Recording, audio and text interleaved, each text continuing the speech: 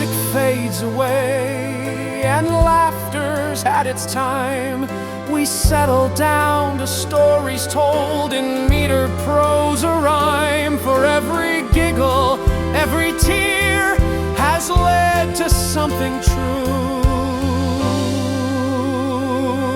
It's a chronicle of dreams that grow ironical, with twists and turns and lessons learned and tales that make your spirit burn. One heart, one mind, one soul to share. It's life retold in chronicle flair. A comedy, a balladry, a musical, a chronicle sincere. From laughs to feels, from beats to tales, the T-Riffic show prevails. Yet a dazzling, heartfelt truth and giggle show it all. Ahem, yes, yes. Gather round, my fine friends, for a tale most wobbly and important. It begins in the peculiar village of Soggy Socks, a place where the cobblestones were always damp, the laundry never dried properly, and everyone walked around with squishy shoes that went squish, squish at every step. You'd think that alone would be funny. But alas, the villagers had long forgotten how to laugh. Oh, they knew how to sigh, magnificently. They sighed at the weather, sighed at the bread crusts, sighed at each other's sighs. They yawned loudly, too, and competed over who had the most dramatic soup temperature complaints. Too hot, too cold, suspiciously lukewarm. But laughter, not a single giggle, chuckle, or chortle for years. The mayor, a very round man with eyebrows like woolly caterpillars, grew desperate. "This cannot go on," he declared, slamming his spoon into yet another bowl of disappointing soup. "Without laughter, the socks will only get soggier." So he summoned help from afar. Enter a mysterious jester in rainbow suspenders, bells jingling at the ends of his shoes, and a grin so wide it nearly required its own hat. He cartwheeled straight into town square, knocked over 3 barrels of pickles, and announced, "To restore joy, my soggy-footed friends, you must find the lost giggle of the world."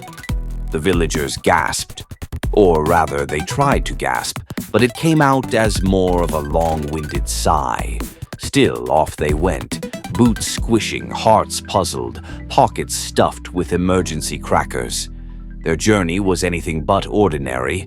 They trudged into the Forest of Ticklish Trees, where the branches reached down to poke travelers in the ribs.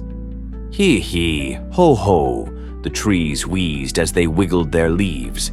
Some villagers tried to resist, but soon they were snorting and squeaking against their will. It wasn't full laughter yet, but it was progress. Next came the Valley of Giggleberries.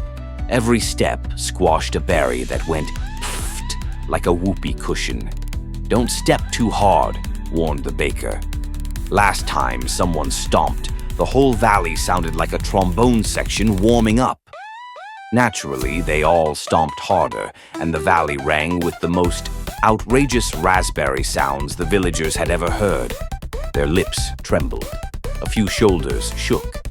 But still, the true lost giggle remained hidden. Finally, they reached the great Mount Chucklechin, its peak shaped suspiciously like a giant chin. After bumbling, tumbling, and arguing over who had the dampest socks, they discovered a glittering cave at the summit.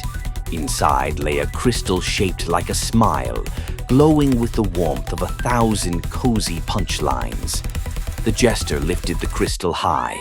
"Behold," he cried, "the giggle awaits."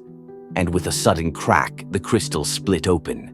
Out spilled a sound so pure, so bubbling, so uncontrollably joyful, it rolled through the air like a tidal wave of tickles. A single giggle. It began soft, like a child trying not to laugh in school. Then it grew louder, brighter, rounder. until even the clouds overhead burst into wheezing snorts. The villagers doubled over in hysterics. The goats cackled.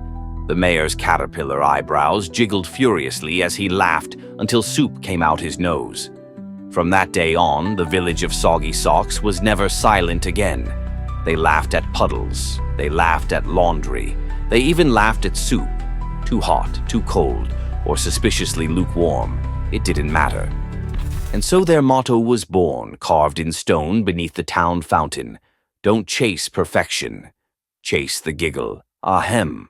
And that, my dear audience, is why it's always wise to keep your socks damp, your berries squishy, and your crystal laughter handy.